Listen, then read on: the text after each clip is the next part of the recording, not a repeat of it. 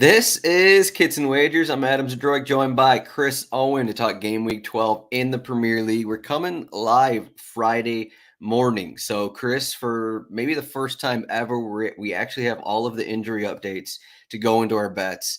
So, I assume we're going to hit on all of these, especially this first game where we have some pretty big questions for Newcastle's lineup. But, Chris, happy Friday morning. It's been a busy week for both of us, but it's Friday, so it's the weekend junior. Is that what you call it, or is that just Thursday's Friday junior? It's just Friday. It's just Friday. Okay, it's just Friday. Call it what it is here. Yeah, we're back. We are coming to live on a Friday. That's pretty rare for us. We're usually going like Wednesday, even maybe some Thursday mornings, some Thursday. I think Thursday night might be our most successful time, but we'll see what happens with Friday. It's a no excuses show here. We can't, talk about any late scratches from a health perspective, any weird managerial decisions. We just got to roll with what we got here. And we got a packed slate. It looks like at least one big one here with Chelsea and Man City, and then a couple other big matches to discuss. We're coming off a Champions League week, a Europa League week. I think is there League Cup next week again, or international break? Are we heading into that? we got a nice break here. So so it feels like this is like the 7th international break that's happened since the start of the season, but I think it's only the 3rd. Yeah. We're gonna hopefully head into that strongly here and get ready to come out of it even stronger. So I'm looking forward to talking about a couple of matches and of course we got our team parlay that we're hoping to hit here today. So. Yeah, it's kind of a down, quiet game week 12 in terms of the matchups. You mentioned the Chelsea, Manchester City one, but we're talking about a couple of these. There isn't really anything else that stands out in terms of, okay, this is a massively important game kind of thing. Obviously, in the Premier League, every game you can say is important, but none of these matchups really stand out. I almost was just going to throw this Tottenham-Wolverhampton game in there, but we did just talk about Tottenham and I think Wolverhampton. So that one is interesting just because of the injury situation. But we're the first game we're talking about, Bournemouth are home against Newcastle. We have a different injury situation that we got to talk about here with Newcastle. They're in a similar spot, I'll say, to Tottenham, outside of Newcastle actually have to play in Champions League. So maybe a little more difficult for them. But Bournemouth are plus 370 to win. Newcastle are minus 140 to win. The draw is plus 310. The big thing I see here in this graphic, you can go to rotowire.com/soccer, go to the sports betting page. You can see the historical line movement here. The line actually hasn't moved that much, no matter what's going on with the injury situation with Newcastle. Over 2.5 goals is minus 160. Sorry, I'm not even looking at the right game there. That was a Tottenham match. Over 2.5 goals is minus 145. Under 2.5 goals is plus 115. But looking at this injury situation, so you throw in all these injuries. We also have the suspension of Bruno Guimaraes, so central midfielder, he's out. This morning, we got note of the Callum Wilson. Sounds like he's going to be tested again today. His hamstring. Callum Wilson annually has a muscle injury, so I doubt he's going to be ready to start. He went 45 minutes on Tuesday, I think it was, went out, felt his hamstring. You throw that in with Alexander Isak's out. We have all these other guys are out. Dan Burn is out. Murphy, looking at the lineup. So on Tuesday at Borussia Dortmund, they started Valentino Livramento as a right-sided winger. They started Lewis Hall as a left back. And I kind of think they're going to do something similar because they don't really have that many options. I currently have in our projected lineup, I think I have Miguel Almiron playing as like a false 9. Anthony Gordon on the left wing, and then Livramento on the right wing. And then in the midfield, you have Longstaff, Willock, and Joelinton.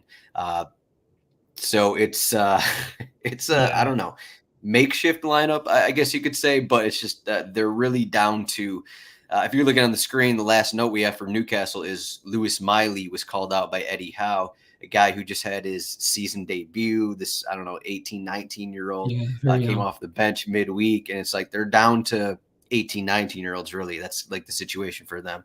So how do you think that plays into this matchup, even though they're minus 140 to win still? Yeah, I mean, you mentioned everything there. The injuries, they're There, I mean, Dan Byrne, it sounds like is. I mean, he was out for multiple months, which is too bad because he's been pretty quality for them too. But yeah, Lascelles is at right back. Livermento. I mean, you mentioned he might play down the left wing. Lascelles at center back. Oh, center back. Okay. Yeah, he's taking the spot of Botman. Yeah. Oh, okay. And then who's coming in for? Somebody's coming in for Byrne as well. Then. Lewis Hall, probably. Okay. So, either way, you go down the list, there's 2 defenders out, maybe 3 defenders out. They're obviously missing Gamarish, Tonali.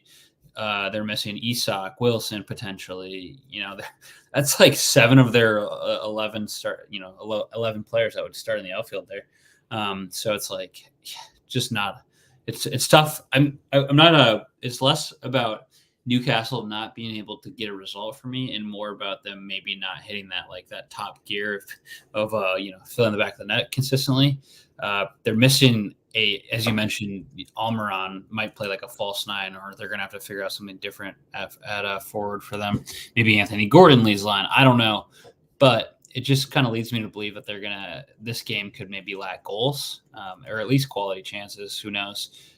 They still have a number of options to get forward, but it's like it just leads me to believe that maybe the under is the play here. You got under 2.5 at +115.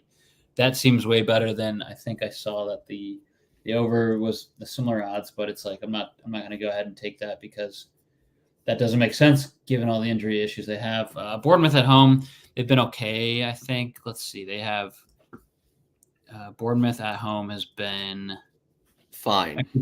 Yeah, they've been okay. 5 points 5 points from 6 matches. They've got 1 win, 2 draws. They have been conceded. They've conceded 10 goals in 6 matches, which is not necessarily ideal. But I still think I like the under here. Newcastle really, really hurt for injuries. They're going to be stretched pretty thin. So I'd rather take the even looking at a historical perspective, last season they played a few times, including 1 League Cup match. It was at this same fixture was 1-1 last season. Newcastle then hosted the League Cup match, which was a 1-0 win for Newcastle, and then the other fixture at St. James Park was 1-1 as well. So all their last 3 matches have been under 2.5. So between that and the thin lineup, I'm sticking to the under. We also got the revenge factor of Eddie Howe going against Bournemouth. That is also in play here. Yep. I pulled up Bournemouth home results this season. They had the opener 1-1 against West Ham. I think they maybe should have gotten 3 points from that. But some of their other home matches this season, Tottenham, Chelsea, Arsenal. They kind of disappointed a little bit in the Wolverhampton match, but kind of thrown off a little bit because Lewis Cook got a red card in that one. And then their other home match was 2-1 against Burnley. So you look at it, okay, a lot of these losses, a lot of these bad results against some of the best teams in the league, and most of their points are coming against bottom 10 teams. Newcastle, top 10 team, but you look at their lineup, maybe this isn't a top 10 lineup, is what they're putting out there. So under 2.5 +115, maybe you just look at it like, okay, Newcastle don't have their strikers, they don't have a lot of guys. Are they going to get goals? How are they going to play this kind of thing? Are they going to play it a little safer away from home as well? So I think that's probably the right move here. And because Bournemouth have struggled to score a bit this season, I'm going with a corner look. And just because there's value here, I think there's value. Bournemouth are at home. We know about the injuries. How is this Newcastle team going to look? Okay, we mentioned all these injuries, but also the suspension of Bruno Guimaraes, who he played midweek against Borussia Dortmund, and kind of, I don't know if I want to say the beating heart of the Newcastle midfield, but a very important player to their midfield the last year or so. And you throw that in, it's an away match. Newcastle, we've said it a couple times already this season, they just haven't been getting as many corners as prior seasons. So I see the value here a little bit. Bournemouth raced to 5 corners +215. They're at home. I think they know. Iraola knows that points can be taken in this spot because of the injury issues and suspensions for Newcastle. I think they're going to go for it a little bit here. So I'm gonna ride. I got a couple big bets on this week's show, but +215 on Bournemouth race to 5 corners. So nice. What do you think about those odds? We love a good +200 bet on the show. certainly would help. You had if I recall correctly, had a pretty solid week last week. So we, you know, we get those odds going. We keep battling here, and yeah, I mean, good opportunity for Bournemouth at home, facing a dinged up Newcastle side. It would be interesting if they could take some points here, and would certainly hurt Newcastle down the stretch. Yeah, we're getting a comment.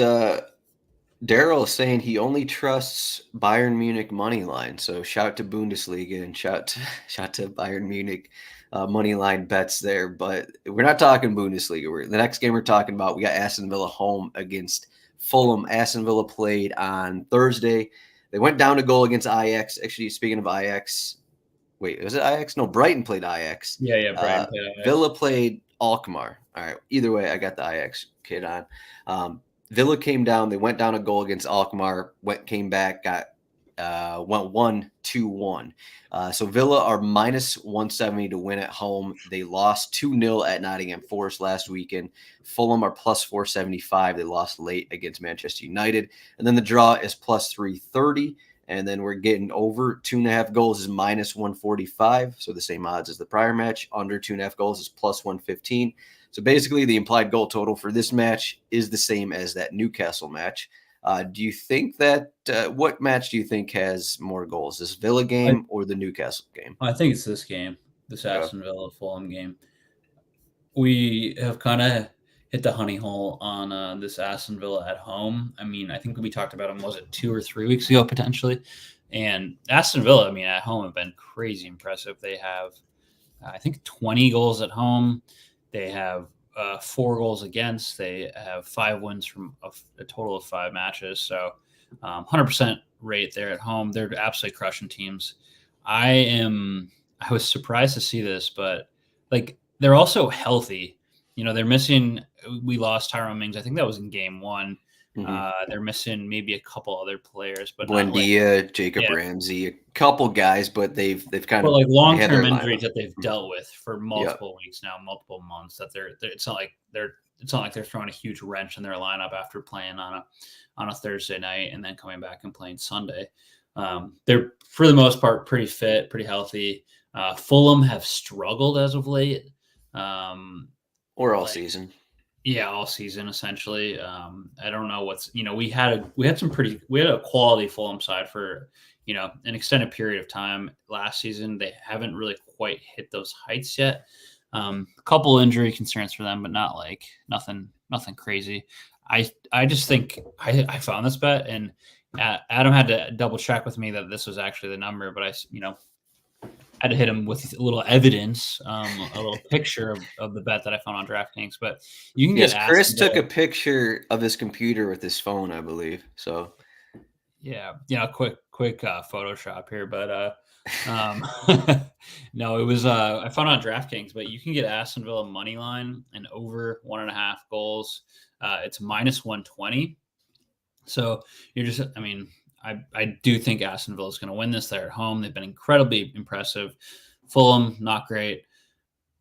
Over 1.5 goals. I mean, that seems pretty doable in this matchup, considered that they're scoring essentially, 4 games. So I like this bet. I'm, like I mentioned, Aston Villa money line. I think they win, and I think they continue the trend of scoring a bunch of goals at home. Yeah, Fulham have been mostly bad this season. They've dealt with that injury to Kenny Tete, but Castagna's in there, and he's been fine. Kelvin Bassey has been a problem for them at center back, and I don't think they're getting back Diop or Adebayo in that center back role. Alex Iwobi moved in the starting 11 against Manchester United, I think last game, or at least 2 games. So they're changing things up. Marco Silva is, and I think they played well. I forget what the odds were, but I took Fulham race to 5 corners against Manchester United last week, and that hit in the first half. So that was a great bet. That was at home, though. I'm still uncertain of how they're going to perform away from home. You look at the results, 1-1 at Brighton, 2-0 at Tottenham, scoreless draw against Crystal Palace. Just, a lot of expected results. Maybe they battled against Manchester City, and that ended up being 5-1.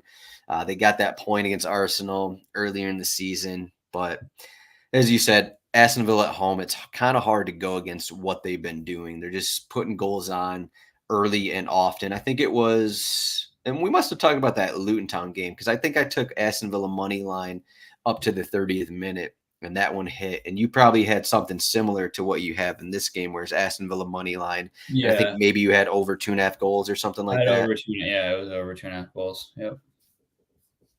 Yeah. So I was kind of looking to what your bet is initially. I went a different route here, but I got a bet with plus 185 odds because I do think there's going to be, yours is over 1.5 goals with Aston Villa money line. I think Aston Villa can get 2 goals by themselves. Shouldn't be that difficult against Fulham because I assume Calvin Bassey's going to make at least 4 mistakes and maybe 2 of those mistakes will lead to goals, something like that. But I think Aston Villa get the clean sheet here.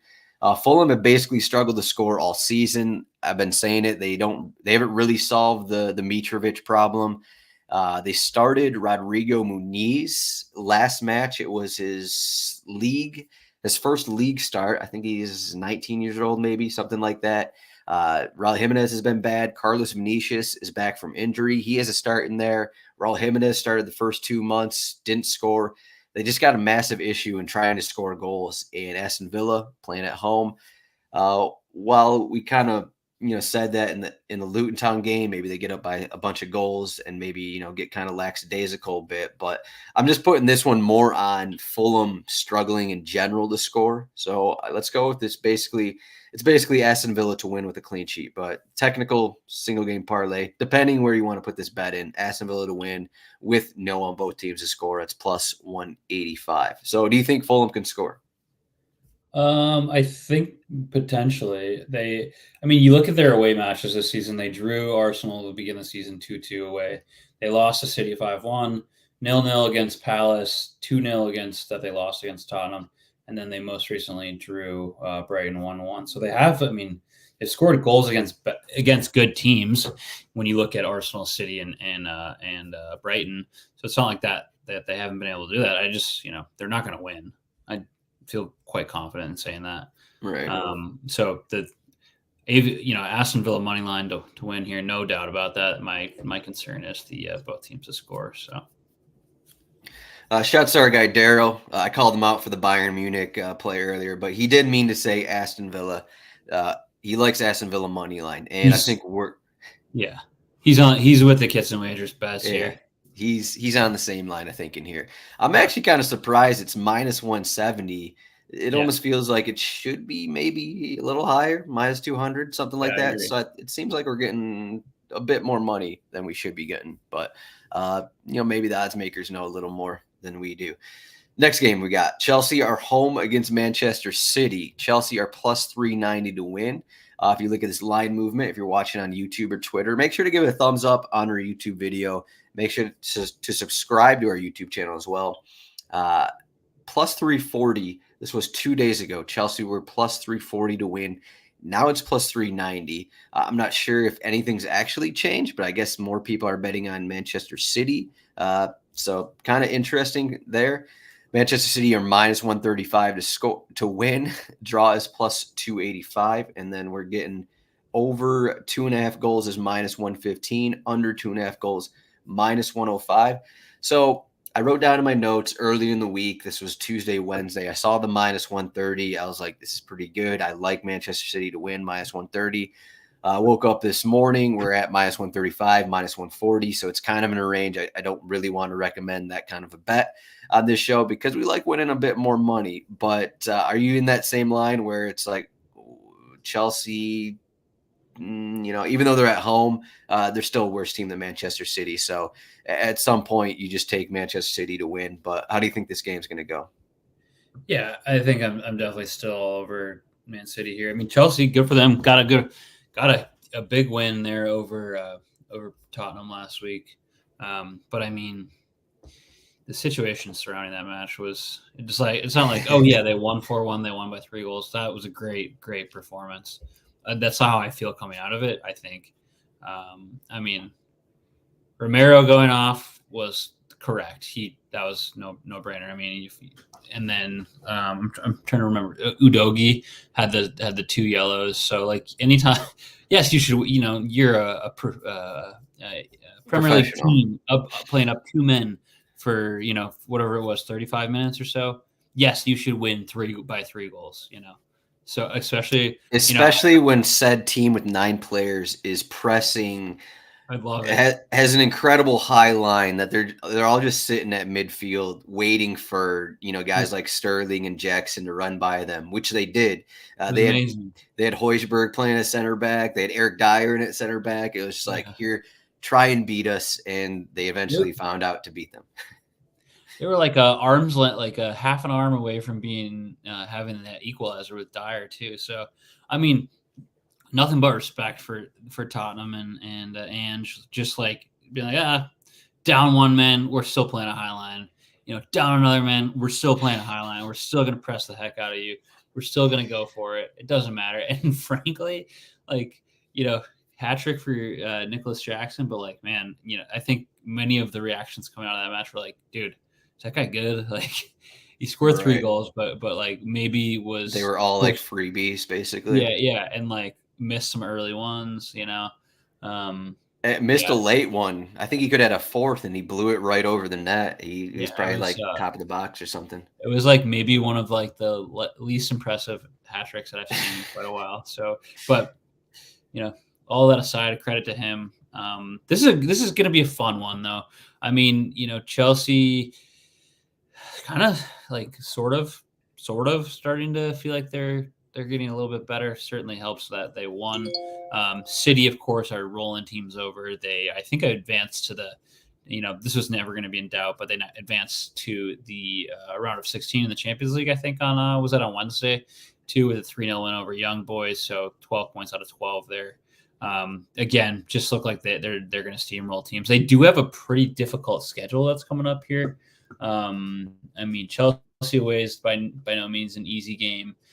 They have they'll host Liverpool, then they'll host Tottenham, then they will travel to Aston Villa for a 4-match streak here towards the end of going November into December. So like, at the end of those 4 matches, if we look at it and they get like 10 points out of 12, or like even, I don't know, what would be 9 would be impressive too. Like I think that the league's just tied up by then if that's the case. But in terms of this game, I think remind me what I took here. I think I have Haaland anytime goal scoring. It's very rare that you find him below like minus 190, even sometimes below like minus 200. In this game, he's minus 120 anytime goal scoring odds at Chelsea. So to be fair, maybe not the easiest, but like he's got 11 goals in 11 games in the Premier League. He's like, there was like that small lull where there was kind of a discussion like, is he having a drop off? Like, no, he's not having a drop off.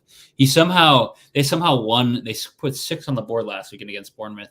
He somehow didn't score. Only played a half though. But other than that, like I said, he's got 11 goals in 11 games, 2 assists to go along there.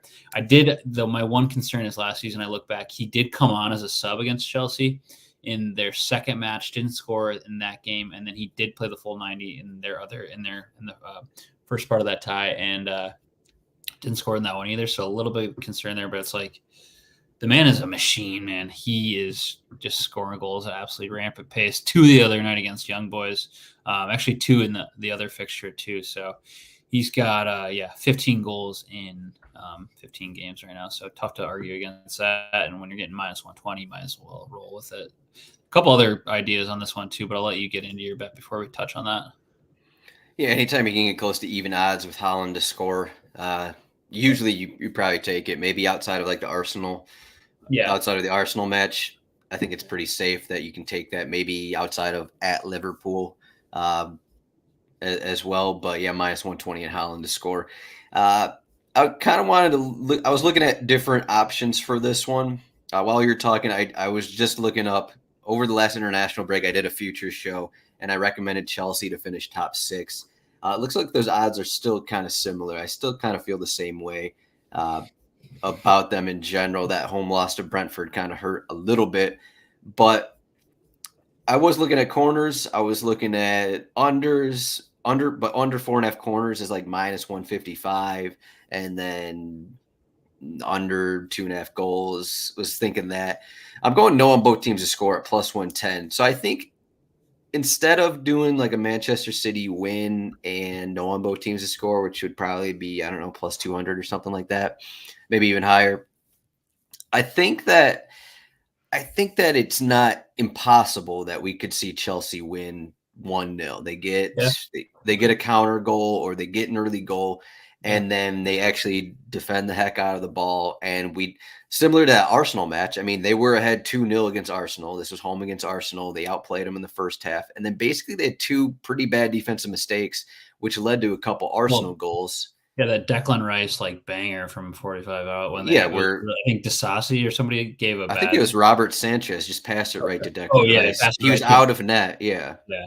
Yep. So, I mean, you exclude that from it. And so I think that, 1-0 Chelsea win is in play, similar to, while I do believe Manchester City are more likely to win, I think it's possible that Chelsea do win, which is why I'm taking this no on both teams to score at plus 110, because I think it's going to be low scoring, but I think that one of these teams is going to get a clean sheet here. One team will get the lead, and then the other team will try and push to get that equalizer. But I don't think it's going to happen, because I think both these defenses are pretty solid, no matter what we saw through like the first, 40 minutes of Chelsea's game against Tottenham. This one is at home as well, so another boost there. But do you like the reasoning here on that? No, both teams to score bet. Is it Chelsea at home? Another reason, though. I mean, they won their first game against Luton Town. Then they've lost 3 out of the 4. One being Nottingham Forest, one being against Aston Villa, and another one their most recent match against Brentford. So it's not like they've been like, oh yeah, Chelsea's getting points at home. They're like been pretty poor there.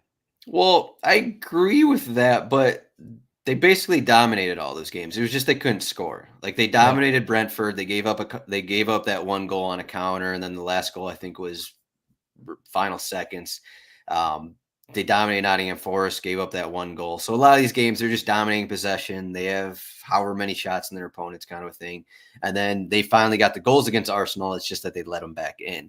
So yeah, maybe it's not everything playing at Stamford Bridge, but that Arsenal game is kind of heavy in my mind, just a little bit, I'll say. Yeah, that's fair. I mean, also it's not like, City have.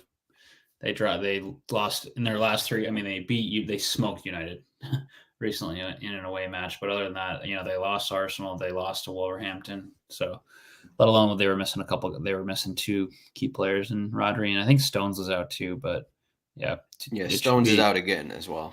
Yeah, so will be an interesting matchup. Do you have any more that you wanted to? Yeah, the other ones I looked at, I had a couple other interesting match. I mean, I think you took the no on both teams to score at plus 110.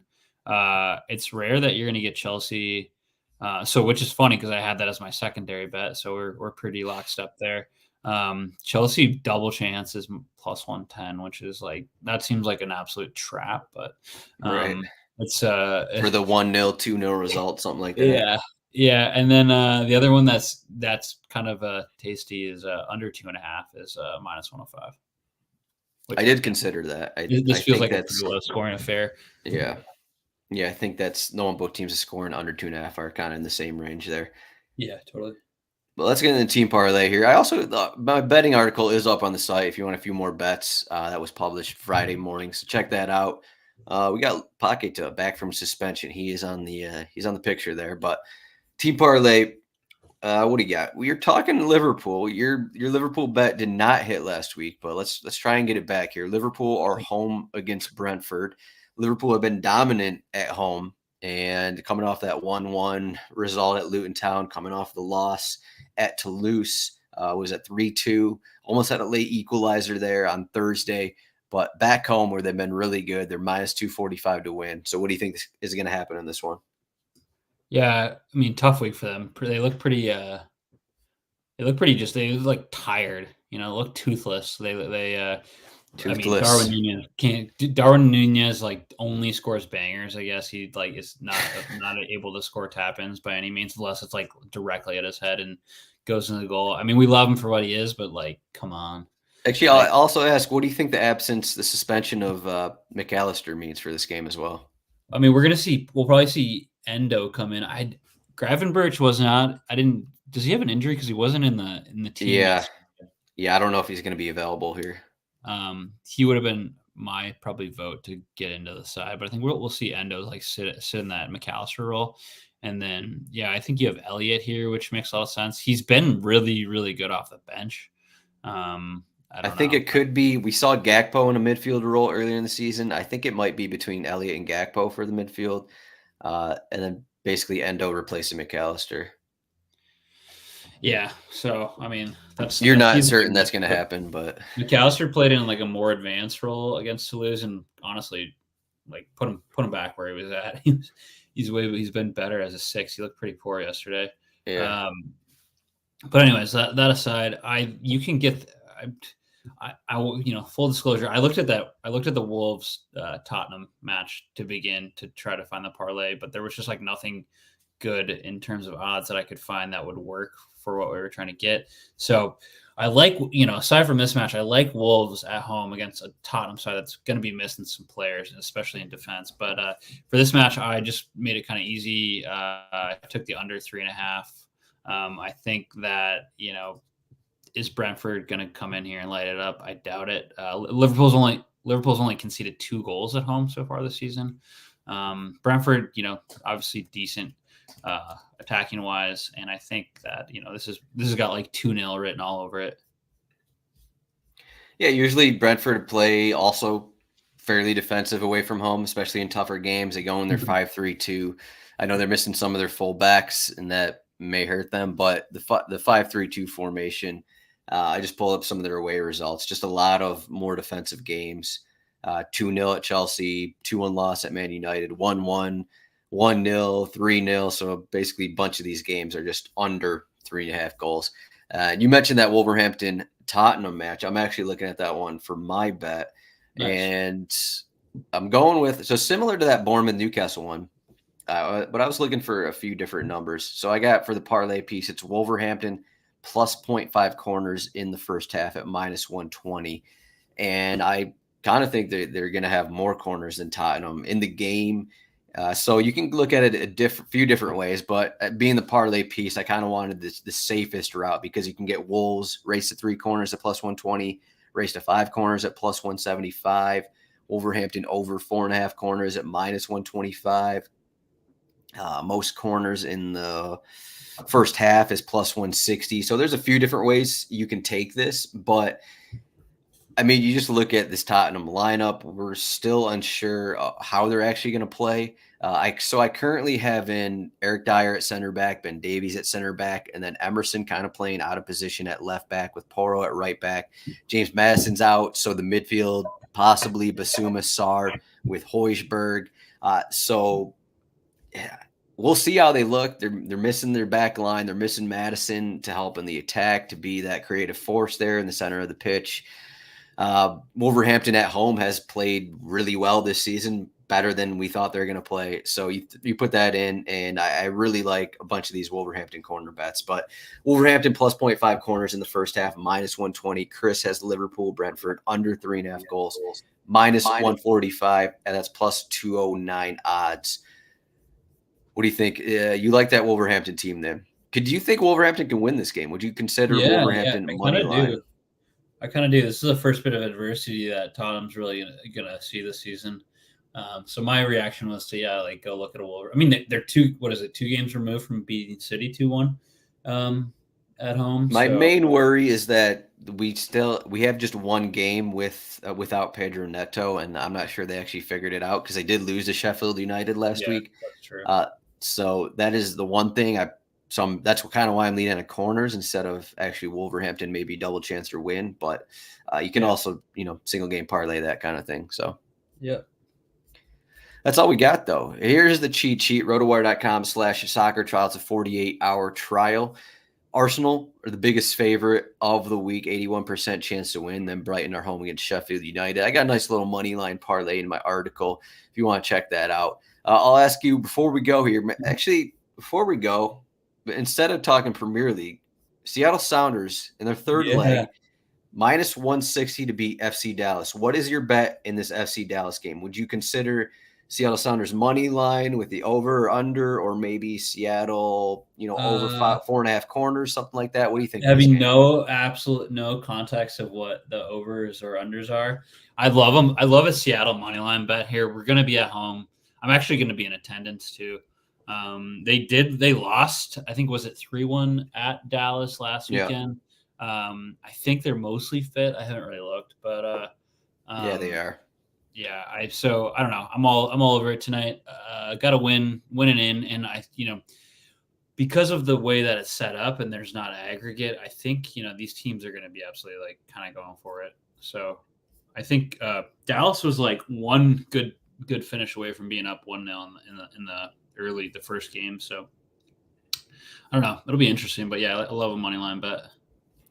Yeah, I've been doing decent I have a thread on my Twitter account at RotoZdroik, basically betting every MLS match I think I'm above 50% at least. But actually, this is today. The Seattle match is today. Sorry, on Friday. Yeah, it's tonight. Yeah, so you can actually get minus 145 for Seattle to win. And again, all these things are this is the third leg. So we haven't really seen, I think this is the first third leg in MLS playoffs. So you said it could be more goals, could be more up and down. I think it could be a little more defensive. These teams playing a little safer. We'll see. But over 2.5 goals, plus 105. Under 2.5 goals, minus 130. Daryl's asking opinions on Newcastle. That was the first game we talked about, Newcastle at Bournemouth. So check that out earlier in the show for that bet. But that's all we got here. You can find Chris at CHROwen8 on Twitter. I'm at RotoZdroik. And then RotoWire Soccer is at RotoWire Soccer. Make sure to subscribe to our YouTube channel, or listen to our podcast feed. Chris, thank you for this Friday show. We'll see everyone in a couple weeks after the international break. Thanks, Adam.